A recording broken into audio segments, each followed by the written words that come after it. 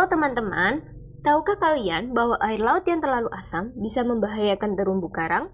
Terumbu karang membutuhkan pH air laut yang stabil untuk tumbuh dan tetap kokoh. Tapi bagaimana sebenarnya pH mempengaruhi lingkungan dan apa hubungannya dengan kekuatan asam dan basa? Yuk kita cari tahu bersama dalam pembelajaran kali ini. Air mengandung hidrogen dan oksigen, tetapi juga terdapat zat tambahan seperti garam di air laut. Kandungan garam ini mempengaruhi makhluk hidup di dalam air laut. Organisme air tawar tidak bisa hidup di air asin, dan sebaliknya, organisme laut tidak bertahan di air tawar. Air memiliki sifat lain seperti tingkat keasaman atau pH. Suatu zat yang memiliki pH 7 dianggap netral, sedangkan pH kurang dari 7 dianggap asam, dan pH lebih dari 7 dianggap basa. Air laut memiliki pH sekitar 8, yang berarti air laut cukup netral dan sedikit basa. Dalam 100-200 tahun terakhir, pH air laut menjadi 30% lebih asam karena penyerapan karbon dioksida dari aktivitas manusia, seperti emisi kendaraan dan industri. Ini menyebabkan berbagai masalah, termasuk pelarutan cangkang moluska dan kerusakan terumbu karang.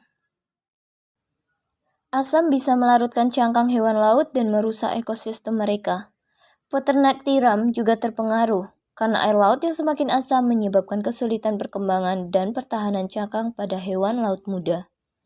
Bahkan terumbu karang yang menjadi habitat bagi banyak organisme laut bisa memutih dan melemah.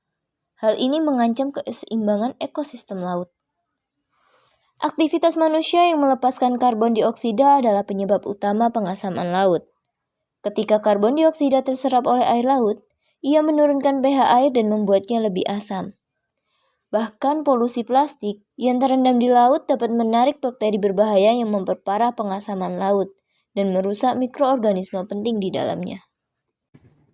Sebelum kita memasuki materi kekuatan dan pH asam basa, mari kita ingat kembali tentang apa itu konsep dari asam basa itu sendiri. Nah, di sini ada beberapa teori tentang konsep asam basa, yaitu teori Proslowry yang menyatakan bahwa asam adalah zat yang mampu menyumbangkan ion hidrogen dalam larutan, sedangkan basa adalah zat yang mampu menerima ion hidrogen tersebut. Lalu teori ini diperjelas oleh teori Arrhenius, di mana menurut Arrhenius asam itu merupakan senyawa yang menghasilkan ion hidronium dalam air, dan basa adalah senyawa yang menghasilkan ion hidroksida dalam air. Kekuatan asam mengacu pada kemampuannya untuk melepaskan ion hidrogen ke dalam larutan. Dan asam kuat sepenuhnya terionisasi dalam air. Artinya, semua molekul asam melepaskan H+. Sehingga derajat ionisasi dari asam kuat itu 1. Dan termasuk elektrolit kuat. Nah, contoh dari asam kuat ini ada asam klorida, asam sulfat, dan asam nitrat. Sebaliknya, asam lemah hanya terionisasi sebagian dalam larutan, sehingga termasuk elektrod lemah. Dan derajat ionisasi dari asam lemah itu antara lebih dari 0 dan kurang dari 1. Tingkat disosiasi asam lemah biasanya direpresentasikan dalam bentuk konstanta disosiasi asam, atau sering disebut dengan Ka. Contoh dari asam lemah itu ada asam asetat dan asam karbonat. Sama dengan asam, basa dapat dikategorikan sebagai basa kuat dan basa lemah. Basa kuat sepenuhnya terionisasi dalam larutan, sehingga derajat ionisasi dari basa kuat itu juga 1, dan termasuk elektrolit kuat. Nah, contoh dari basa kuat ini ada natrium hidroksida dan kalium hidroksida. Sebaliknya, basa lemah hanya terionisasi sebagian dalam larutan, sehingga termasuk elektrolit lemah. Dan derajat ionisasi dari asam lemah itu antara lebih dari 0 dan kurang dari 1. Tingkat disosiasi basa lemah biasanya direpresentasikan dalam bentuk konstanta disosiasi basa, atau sering dikenal dengan Kb. Contoh dari basa lemah itu ada amonia. Selanjutnya kita akan membahas tentang alat apa saja yang digunakan untuk mengukur pH, baik dengan indikator universal maupun indikator alami. pH merupakan suatu derajat keasaman larutan yang digunakan untuk menyatakan tingkat keasaman atau kebasahan yang dimiliki suatu larutan. Nah, untuk mengetahuinya, kita dapat melakukan pengukuran pH secara langsung dengan menggunakan indikator universal seperti kertas lakmus dan pH meter. Di kertas lakmus ini, jika kertas lakmus kita masukkan ke dalam larutan asam, maka dia akan berwarna merah hingga kekuningan.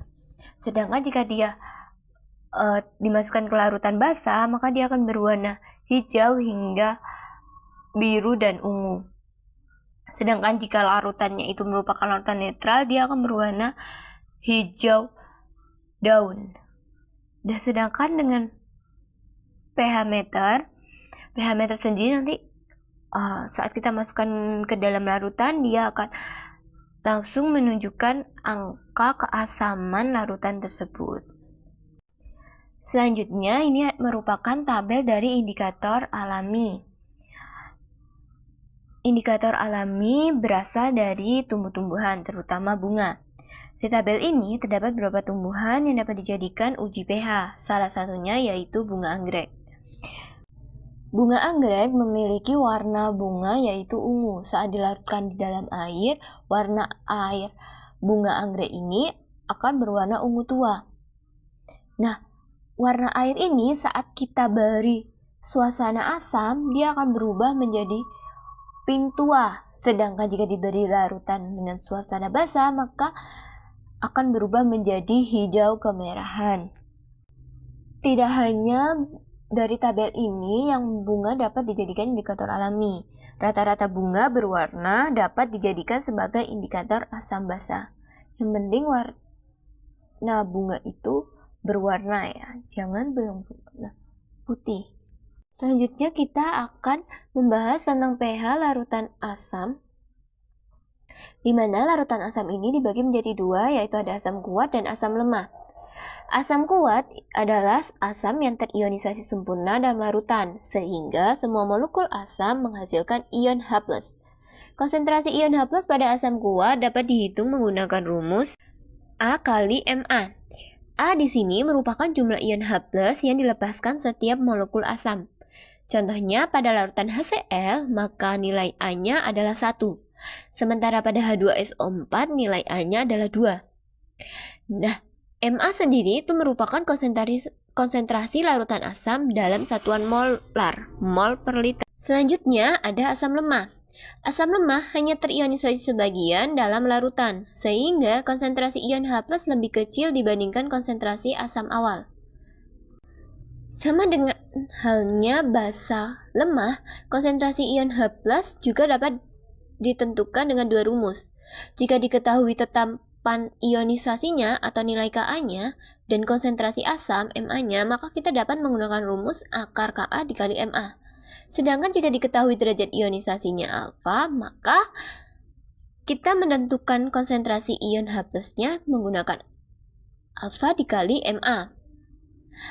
Ka di sini merupakan tetapan ionisasi asam lemah yang menunjukkan kekuatan asam tersebut. Sedangkan alfa adalah derajat ionisasi, yaitu fraksi asam yang terionisasi dalam larutan.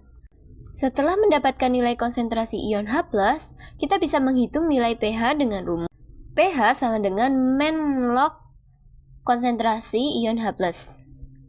Nilai pH menunjukkan seberapa asam suatu larutan, di mana pH lebih kecil dari 7 menunjukkan sifat asam.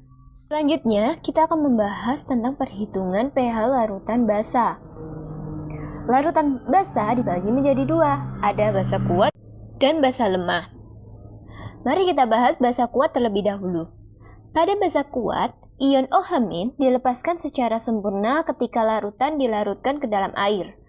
Konsentrasi ion OH- bisa dihitung dengan rumus berikut ini. B adalah jumlah ion OH- yang dilepaskan oleh setiap molekul basa. Misalnya, pada NaOH, maka nilai B-nya merupakan 1. Sedangkan pada CaOH2, maka B-nya adalah 2. Sedangkan Mb adalah konsentrasi larutan basa. biasanya dalam satuan molar atau mol per liter. Berikutnya adalah basa lemah. Basa lemah hanya terionisasi sebagian dalam larutan, sehingga konsentrasi ion OH- tidak sama dengan konsentrasi basa awalnya. Untuk menghitung OH-, kita bisa menggunakan dua rumus. Jika diketahui tetapan ionisasi basa atau nilai Kb-nya, dan konsentrasi basa atau Mb-nya, maka kita dapat menggunakan akar Kb dikali Mb. Sedangkan jika diketahui derajat ionisasinya atau alfa dari basa, maka kita menggunakan derajat ionisasi dikali konsentrasi basa. Nilai Kb atau tetapan ionisasi basa biasanya telah diketahui di dalam soal, sehingga nilainya nanti akan diberikan. Sedangkan derajat ionisasi atau alfa yaitu merupakan seberapa besar basa terionisasi dalam larutan. Setelah mendapatkan nilai konsentrasi ion OH-, kita bisa menghitung nilai pOH dengan rumus pOH sama dengan menlog OH-, konsentrasi OH-. Dan karena itu kita tahu bahwa nilai pH ditambah nilai pOH maka hasilnya adalah 14. Maka jika kita ingin menghitung pH dari larutan basa, kita dapat menghitung dengan pH sama dengan 14 kurangi pOH. Dengan cara tadi kita bisa mengetahui seberapa basa suatu larutan. Demikian pembahasan kita tentang kekuatan dan pH asam basa.